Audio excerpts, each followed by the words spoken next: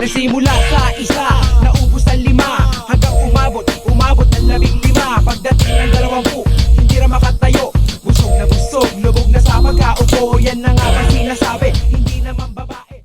Cheers pare. Yung sa pagpapautang, meron ka bang experience yan? Sa pagpapautang, Memorable sa'yo o parang ano yan nakakainis?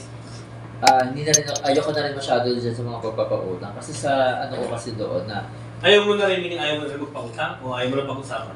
hindi naman sa ganun, kasi normal naman ang usapan niya mga utang-utang. Ang sa akin lang kasi doon na ano, na sa ngayon kasi parang iba na kasi talaga yung takbo ng panahon na yung mga umuutang na yung nagagalit, diba? Kapag sinisingil mo, parang naaabala mo pa sila. Number 1. Kasi ang sa akin kasi doon, syempre responsibility mo kasi yun. Diba? Ngayon, kung maano ka sa sarili mo na parang makipag-usap ka na lang sa tao kung wala talaga. O, maintindihan mo ng dalawa, yung dalawang sides yun. Pero kasi, kung tatrasan mo yung mga ganito sitwasyon. Galit. Ikaw pa yung galit? Oo, di ba? Yung ako sinisingil, ako pa ang galit. Pero, maayos ka naman ng uutang ka, maayos ka naman ng hanggang. Diba? Maamong. Diba? Yung mga ganong bagay. Pero, sa ibang banda rin naman, kagaya nung sa mga nabasa ko, mga napapanood ko, ang isang tinitignan na lang din ng tao doon kasi na parang bahala na siya. Parang bahala na yung inutangan. At least, tulong ko na sa kanya. Yung iba naman, naano ko yung Binig ko sa Diyos ko na lang. abuloy ko na sa kanya yan. Parang ganun, di ba? Oo. Pero ang ano ko kasi doon, sa akin sa sarili ko kasi, titignan ko din naman kasi doon na parang, imbis na magkasara tayo, wala na lang. Parang okay na tayo sa ganito, pero pagdating sa ganyan. Pero kung ganun yung mentality na yun, parang i-encourage mo sa akin, okay, pwede naman yun, pero hindi ka na makakaulit sa akin. Yun yung ano ko din na parang okay lang tayo na ganito, magkaibigan tayo, magkakilala tayo, pero hanggang doon na lang. Pagkadating sa aspeto ng mahirap ko sa akin, wala nang mga ganun. Hindi ka na makakaulit. Oo, papakasamahan na lang kita, ganun. Pero kapag ganyan, usapin na ganyan na yung topic, iwas-iwas tayo. Dami gusto yung Pilipino ng utang. Oo, tsaka ang isa rin dyan kasi na uutang, tapos magugulat ka na nasa beach, nagsha-shopping. Kasi ba yung Yung bagong gadget, yun. pagsisingilin mo parang walang alam. Ano raw? Hindi niya alam yung ganito. Tapos minsan pag i-message mo naman, hindi naman daw nabasa. Doon, shoutout mo dito. Tol. Abang summer pa, kasi next month, medyo maulan na sa mga susunod na buwan eh. Di wala naman akong ano sa ganyan. Kasi nga, iniiwasan ko na nga yung mga ganyan. Tama. Bill out na boss. Abulay mo na, no? Bigay.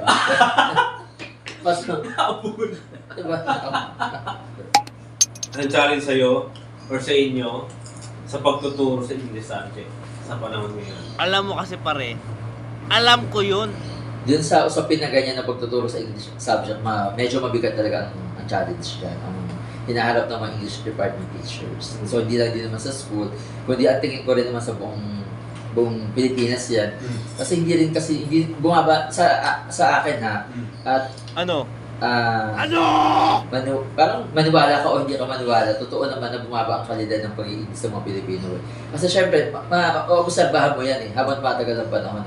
Ngayon kasi, at yung mga bata kasi ngayon, aware nga sila sa technology, sa gadgets. Marami nga silang na-explore ng mga websites. Pero kapag pinagsalita mo, hindi naman din gano'n sila kaakma. Kumaga, nakakapagsalita rin yung iba, pero pag pinaunawa mo, pinapaliwanag mo, hindi naman nila kayang ipaliwanag.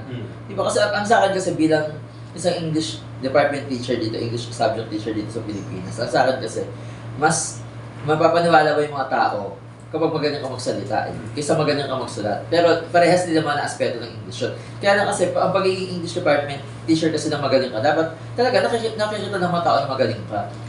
Na magaling ka magsalita, o ayun sa communication. Kasi hindi yan sa writing. Kasi ayun naman ang unang nakikita ng tao Kasi hindi naman kung yung ibang tao siya busy, hindi ba sila talaga kukuha ng panahon para basahin pa yung mga sinulat ro Makikita nila yung kung paano ka magsalita ng English, lalo na kasi sa atin, nitong mga kabataan ngayon na kapag tuloy-tuloy kang nagsalita ng English, kahit na wala ng sense ang sinasabi mo, ay, ang galing niya kasi tuloy-tuloy Number 1. Diba? Totoo yan, nangyari yan sa akin minsan eh. Nung meron ako kasi, Kaya, so saan galing yung parang standard na gano'n? hindi kasi totoo naman eh. Na-obserbahan ko yan kasi kagaya dati, meron Parang namamarkahan na pag straight ka at Oo, mahaba yun. Di ba parang, Magaling ka. parang kahit naman saan eh, parang manood ka ng mga beauty pageants. Tuloy-tuloy, yung mga barangay-barangay na mga ganyan na Pageant. mga contest, kahit na yung sa mga medyo mataas ang level. Pag ang tao, ang contestant niya yan, magaling siyang magsalita at tuloy-tuloy yung sinasabi niya kahit na parang ay, bara-bara na to pag inanalyze mo, parang bara-bara na sinasabi niya kung ano-ano na. Pero ang ano ng tao doon na, ay magaling yan kasi tuloy-tuloy mag-English. Diba? Ang experience ko dyan nung dati sa eskwelahan, meron akong estudyante na isinala ko sa contest eh. Hindi ko, nung unang tinanong ko sa teacher na, may question and answer ba? Sabi niya, oo, meron. Ay, ganun. O sige, naghanap ako ng estudyante na, eto magaling to mag-English eh. Pero hindi naman din siya ganun. Hindi mo siya normal na itsura siya ganun. Yan ganun ako, ikaw ang sumali dyan. Sabi niya, bakit po ako magsalita ka ng English tuloy-tuloy pa? Tapos, yung mga audience, syempre mga bata, ay, ang galing ka. O, di nanalo kami. O, diba? Totoo yan, may experience yan. Mga bata, ibig sabihin, batang teacher o Hindi mga estudyante audience, rin? mga estudyante. O. Pero nung sinabi ko sa kanya na, nung nagkausap na kami after ng contest na, ano sinabi mo doon? Hindi ko na nga rin sila alam eh. Basta tuloy-tuloy ako kasi sa kanya, ganito, pag tuloy ka, ituloy-tuloy mo yan kahit anong sabihin mo. Basta tuloy-tuloy ka magsalita. Ngayon, tapusin mo lang yun, natapos ka na. Ganon. Kasi di lang na, salda-salda siya, ganon. O di nga palakpakan, kasi tuloy-tuloy siya mag-English, pero nanalo naman kami doon. Pero nung kahit siya mismo, hindi niya na maano kung ano sinabi niya. So, Kasi ang ano ko kasi doon, ang challenge kasi dyan, di ba, yung parang, syempre, from mataas na ranking na pagsasalita ng English, pas bumababa tayo, gano'n, sa Pilipinas. Ang challenge talaga dyan ay kung paano mo ulit ma-engganyo yung mga bata na magsalita ng English, paano mo ma-engganyo yung mga bata na gamitin yung wikang English sa buhay nila. Kasi, naniniwala rin kasi ako dyan na kahit na napag-aralan mo yun, kung hindi mo yan ina-apply, hindi mo yan magagamit talaga. Mawawala yan sa sarili mo eh. Kasi hindi mo siya nagagamit eh. Di ba? Parang kumbaga, pina-practice eventually, yung bagay na yan ay makakalimutan mo eh. Kasi wala kang application eh na ginagawa ka sa sarili mo eh. Kaya pag may mga nagtatanong sa akin minsan na, paano ba matuto? Paano ba maging magaling na magsalita? Ang sinasabi ko sa kanila, unang-una, na magbasa ka.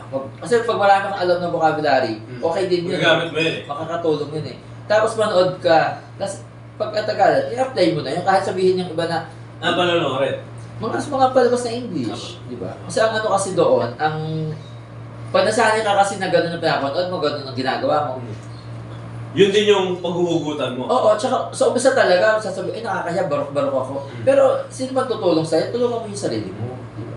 Hindi naman lahat ng tao nag-umpisa na magaling ka eh. Talagang sa ganun talaga nag-umpisa ang lahat. Wala ka. Tapos, di ba, tabula rasa sa ano yun eh, sa social science yun, tabula rasa na wala, ano siya, blank na space siya. Tapos, eventually, nagkakaroon ng mga kaalaman ng tao. Ganun din naman yun. Sa umpisa, wala kang alam. Nag-umpisa ka eh. Pero, katagalan, katagalan talaga, namadagdag yung kaalaman mo, natututo ka, di ba? Nagkakaroon ka ng mga bagong experiences na makakatulong talaga sa'yo.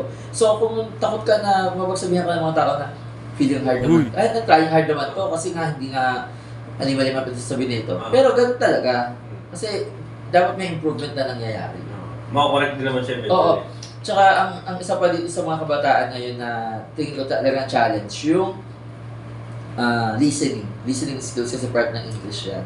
Kasi ang listening kasi is dying skill na yun ng mga Filipino na nakikinig ka nga.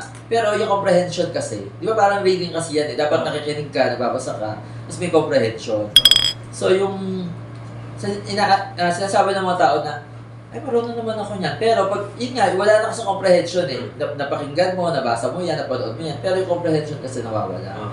So, parang hindi pa rin kasi kompleto talaga yun. Dapat pag sinabi mo na marunong kang bumasa, marunong kang sumulat, marunong kang magsalita, marunong kang makinig, nandun yung comprehension kasi dapat eh. So, sinasabi nyo, parang may nating 10 o 15 years ago, lalong humingi na yung mga estudyanteng Pilipino. Oo naman sa ngayon. Pagdating sa listening, Sa English na in particular, diba?